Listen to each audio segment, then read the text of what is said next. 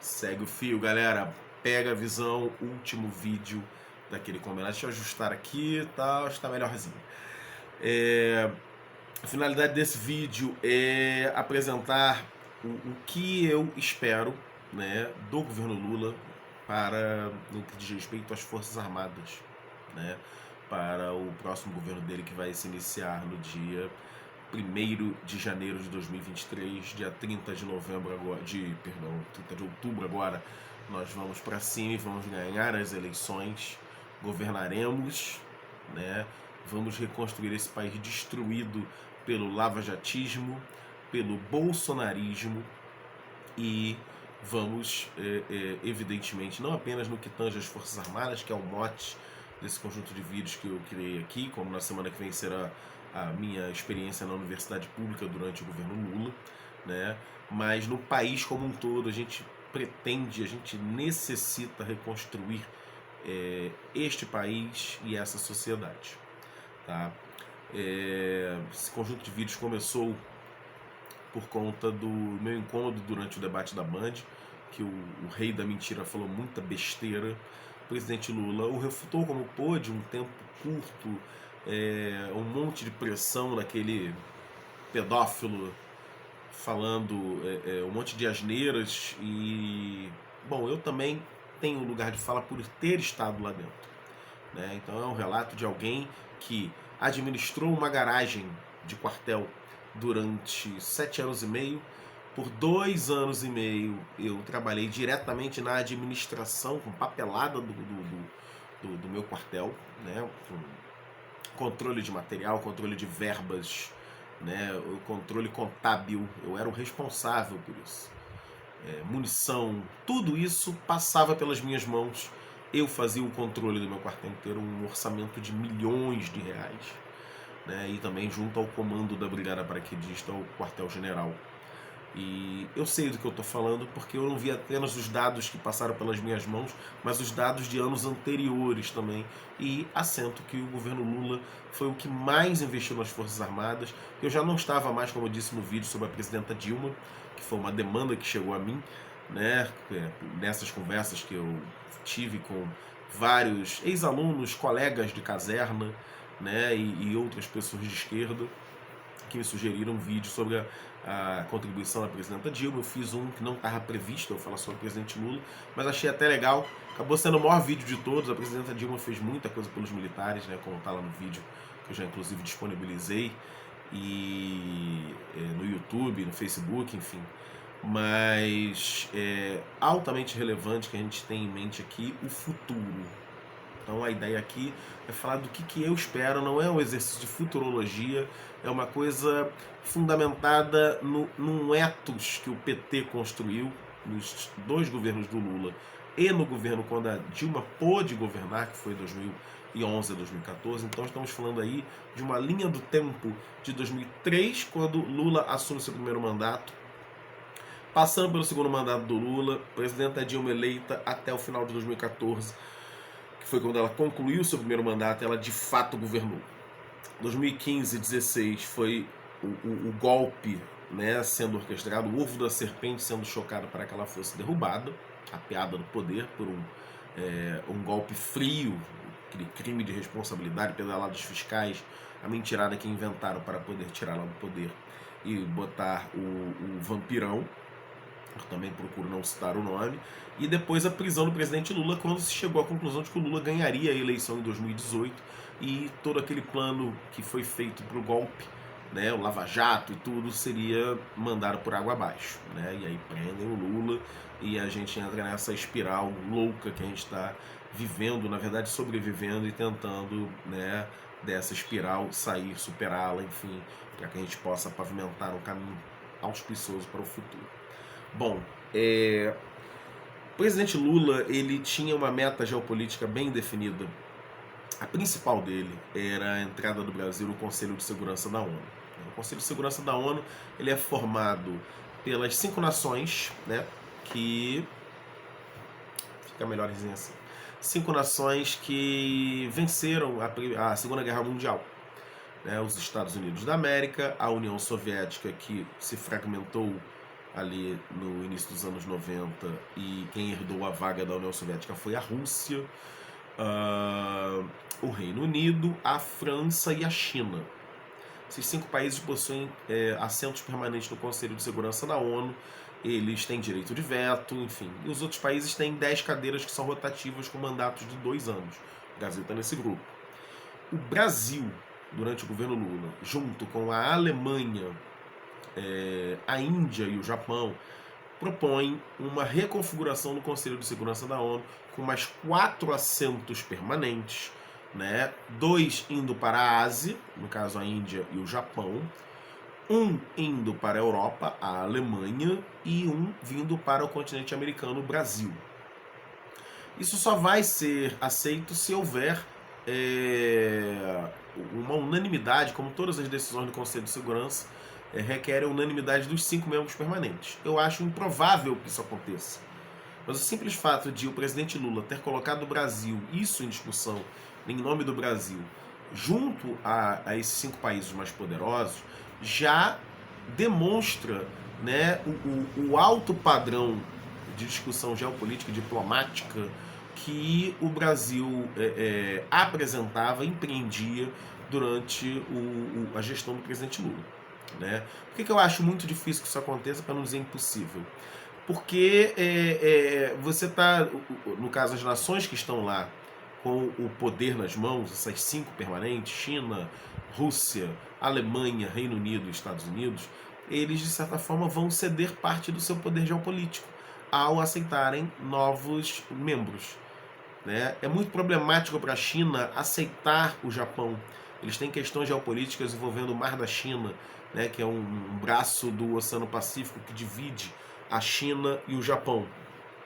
Há questões geopolíticas sérias também entre a China e a Índia, né? Embora eles se acertem em termos geoeconômicos com os BRICS, né? Mas em termos geopolíticos há uma parcela ali no sudoeste do continente, no sudoeste da China e nordeste da Índia, que eles têm uma questão geopolítica, uma pendência, né, bem séria em termos territoriais. E há uma certa rivalidade ali.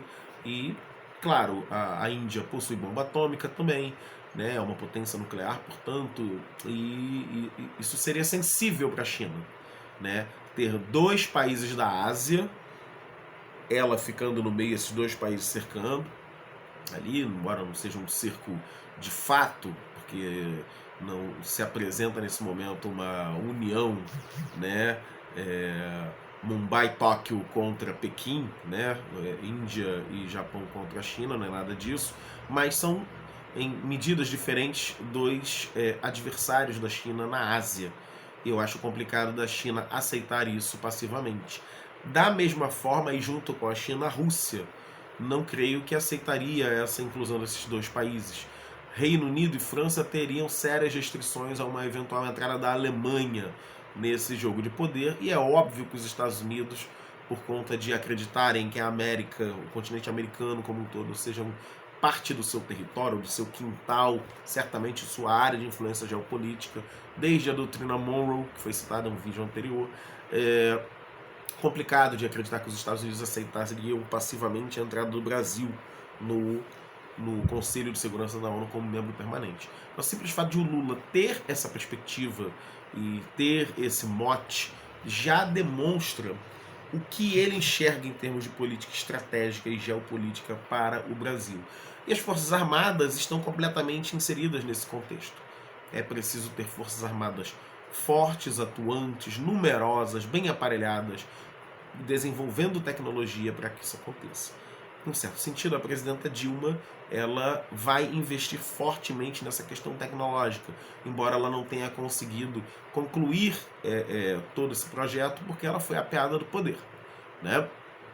Mas o PT, de uma certa maneira, de um certo ponto com o Lula e numa outra pegada com a Dilma, demonstrou que tinha, sim, pretensões em termos geopolíticos para o Brasil, e isso passa pelas Forças Armadas.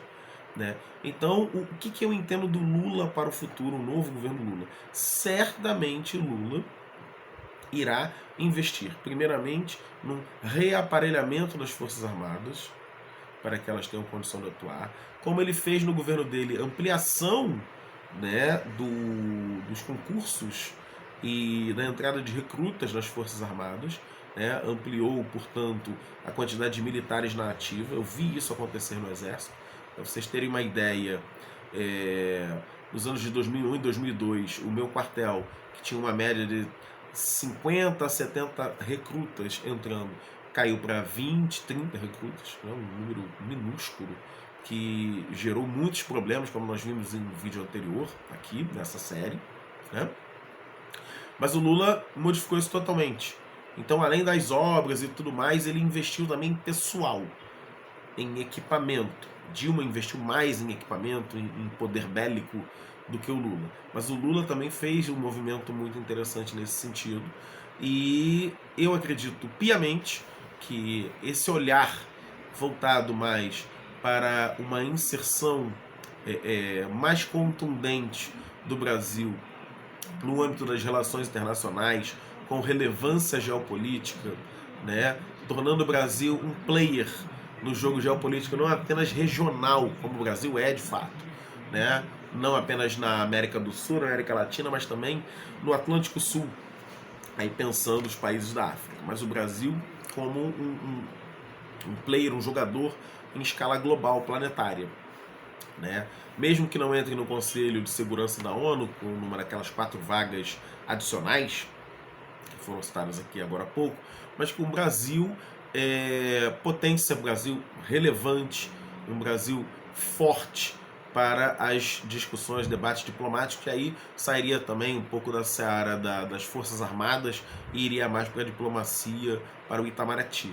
Mas é certamente uma preocupação do governo Lula, né, em inserir o Brasil nesse jogo geopolítico mais amplo, e para que isso aconteça de fato requer investimentos nas Forças Armadas. O Brasil não seria, nesse caso, até porque isso pressupõe investimentos em ciência, tecnologia, indústria, geração de empregos na escala interna, né? O Brasil não pode entrar nesse jogo geopolítico meramente porque gostaria de uma ampliação, né, no número de cadeiras no Conselho de Segurança. Para que o Lula consiga negociar isso, né, mesmo que não consiga, eu já disse aqui os motivos de possivelmente não rolar, né, mas para que ele simplesmente possa levantar a lebre, né, a bola, para que isso aí, enfim, possa vir a ser uma possibilidade, ele tem que ter cartas na manga. E essas cartas na manga passam pelo fato de o Brasil ser um país com forças armadas sólidas, enquanto instituições, mas também com todo um complexo de produção, né, bélico, né, esse complexo com um grande potencial numa escala regional e até global, né, produzindo armamentos. E o Brasil estava nesse caminho com a Dilma, né? Submarino nuclear, KC-390, a absorção de tecnologia dos caças Gripen suecos, o convite da Rússia e da Índia para participar do projeto de elaboração do T-50 Sukhoi. Enfim, estávamos nesse caminho, mas a recuperação da Embel, que também citei, mas infelizmente, né, tomamos aquele golpe a partir de 2013, que se consolida em 2016 e se agrava ainda mais com a prisão do presidente Lula em 2018, e estamos aqui, né, nessa condição subalterna, com um presidente da República que presta continência, quase uma devoção à bandeira dos Estados Unidos, e que não demonstra nenhum respeito pela condição da imensa maioria da população brasileira e das suas forças armadas, que ele vem usando sim como puxadinho eleitoral e como cães de guarda, pelo menos na retórica, para obter, né, eventuais vantagens, quer seja junto ao judiciário, ou ameaçando o legislativo, ou ameaçando a democracia do país de uma forma geral. Então o objetivo desses vídeos ele foi cumprido, pelo menos de minha parte, que foi trazer a minha vasta experiência dentro do Exército. Eu não estou falando como um curioso, eu estava lá dentro, eu vi isso. E também como estudioso, como pesquisador, né, da área que eu sou, autor de 2 livros, autor de artigos, de estudos a respeito das Forças Armadas. Eu vim aqui dar o meu depoimento e espero que você que teve paciência de assistir todos, que de repente discutiu, compartilhou, que mandou mensagem para mim, enfim, que isso possa abrir um pouco mais a sua mente para a realidade, né, nessa era tão difícil de fake news, de pós-verdades que estão lançando por aí, impregnando a cabeça das pessoas, sobretudo as menos informadas ou menos criticizadas. Tá bom, galera? Um abraço, tamo junto, pega a visão, segue o fio e na semana que vem, Universidade Pública. Um abraço.